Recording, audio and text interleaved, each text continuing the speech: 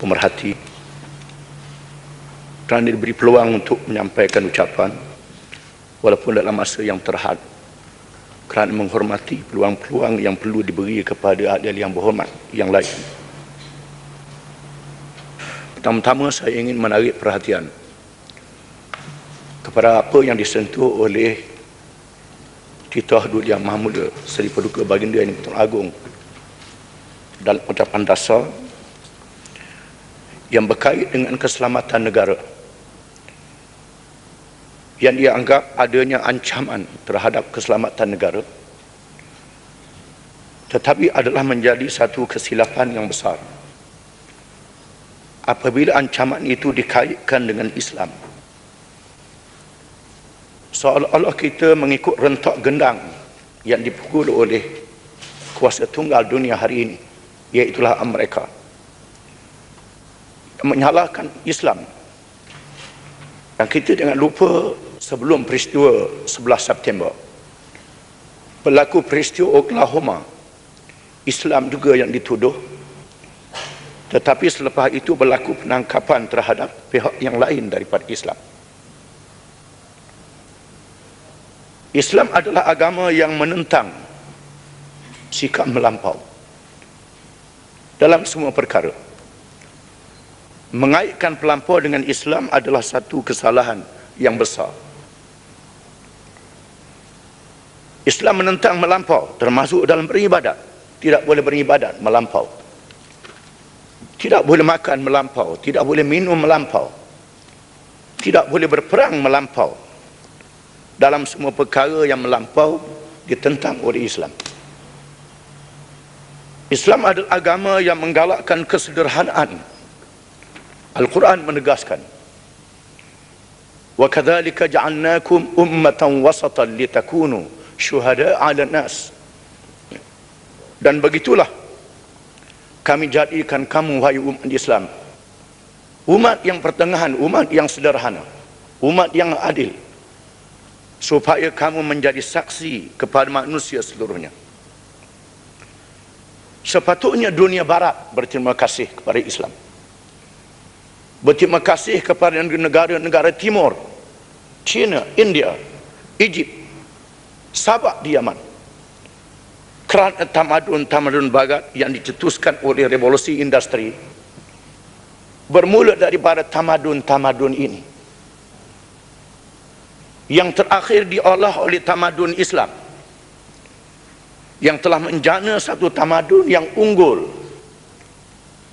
Apabila Al-Quran menegaskan di dalam ayat-ayat yang pertama, Iqra' bismi rabbikal ladzi khalaq, bacalah dengan nama yang Tuhan yang telah menciptakan, supaya semua ilmu hendaklah dibina di atas mengabdikan diri kepada Allah, supaya ilmu itu bermoral dan berakhlak. Baginda sallallahu alaihi wasallam telah bersabda, al-hikmatu dhallatul mu'min fa an'a wajadaha fa huwa aqu biha. Kebijaksanaan adalah barang tercecer kepunyaan orang yang beriman, di mana sahaja ditemui hendaklah diambil.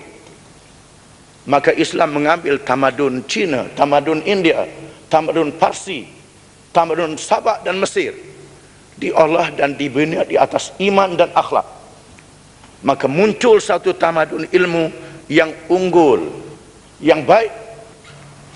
Maka lahirlah tokoh-tokoh sains Islam yang terkenal. Bahkan di sana masih ada istilah-istilah, perkataan-perkataan yang dipakai oleh dunia barat, dipengaruhi oleh tamadun Islam. Contohnya perkataan medicine, ilmu perubatan, diambil daripada Midad Sina. Midad yang mana dakwat, Sina Ibnu Sina, dan banyak lagi perkara-perkara yang lain. Di dalam peperangan sebagai contoh, apabila terpaksa melakukan peperangan, Islam melarang kita melampau.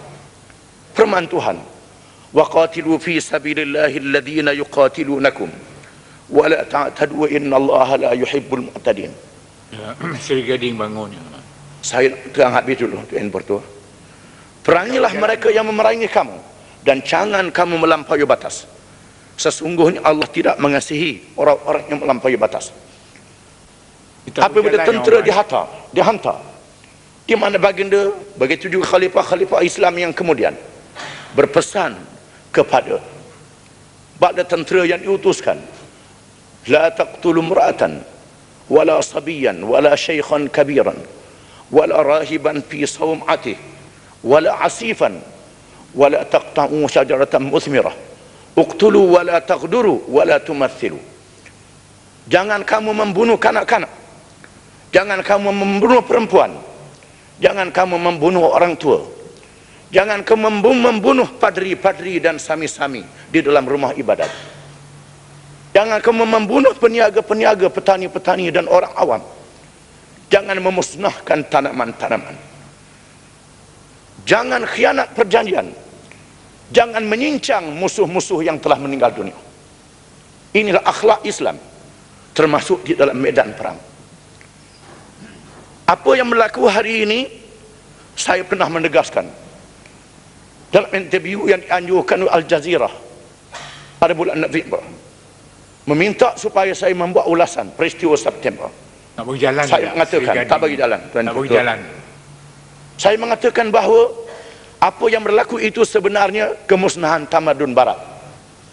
Kemusnahan tamadun Barat sendiri yang mengambil tamadun Islam dengan tidak sempurna.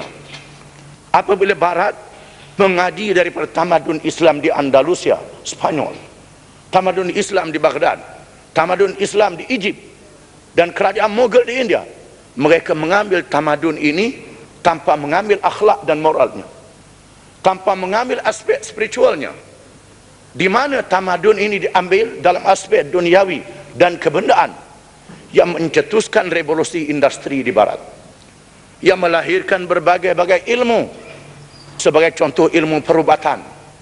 Kita melihat sendiri kegilaan ilmu perubatan, mencipta obat-obat yang mahal dari bahan-bahan yang murah. Seri Gading bangunnya. Nak bagi jalan. Saya nak jelas habis dulu, jangan bertuah. Ya. Obat-obat yang mahal yang tidak ada boleh dibeli oleh orang-orang miskin. Dan dengan sains perubatan mereka mencipta berbagai-bagai jenis dadah, sehingga melahirkan doktor tiap-tiap buah kampung. Dalam kampung ramai doktor yang cocok sendiri. Ini adalah kemusnahan tamadun Barat. Bahkan serangan September, 11 September yang berlaku di Amerika itu sendiri adalah reaksi daripada keganasan yang dilakukan oleh Israel, keganasan yang dilakukan oleh Barat. Amerika pernah menyerang Jepun dalam peristiwa Hiroshima dan Nagasaki yang mengorbankan beratus ribu manusia.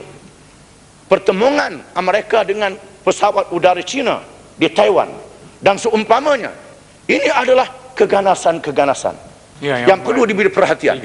Mengapa Islam telah dituduh dalam perkara ini? Tuan Pertua, saya tak cukup masa. Kalau Tuan Pertua bagi masa saya 1 jam, bolehlah saya bagi. Tak cukup masa. Kalau ada masa saya bagi. Saya nak terang dulu apa yang saya nak terang. Sepatutnya kita memberi perhatian kepada perkara-perkara yang berlaku dalam negara kita sebagai contoh, yang sepatutnya kita menjadi contoh yang baik. Terdapat tanda-tanda keganasan yang berlaku dalam UMNO sendiri, yang menjadi teras kepada Barisan Nasional yang merentah negara ini. Peristiwa yang dilaporkan dalam akhbar hari ini semalam, polis terpaksa melepaskan 2 das tembakan, menaikkan pergaduhan dalam mesyuarat agung cawangan UMNO di Pulau Kerengga, kawasan Barang. Ini sebagai contoh, dan kita jangan lupa di sana ada satu peristiwa yang menarik, Tuan Pertua, berlaku pada 25 Januari yang lalu. Saya tak mahu bagi jalan sekarang. Kalau ada masa, saya jelaskan semua, saya boleh beritahu. Peristiwa yang berlaku pada Jumaat 25 Januari 2002, iaitu peristiwa merobohkan Dewan Orang Ramai di Wakaf Tengah, kawasan Kuala Nerus, Kuala Negeri Terengganu. Ianya dilakukan oleh, diketuai oleh Setiausaha UMNO Cawangan, Wakaf Tengah, yang diperhatikan oleh pemimpin-pemimpin UMNO bahagian, di mana Dewan Orang Ramai telah dirobohkan, astaka yang berhampirannya telah dirobohkan, sepasang tiang gol telah dicuri, dan kita telah membuat laporan polis, report polis yang bernombor 1582-002 pada 27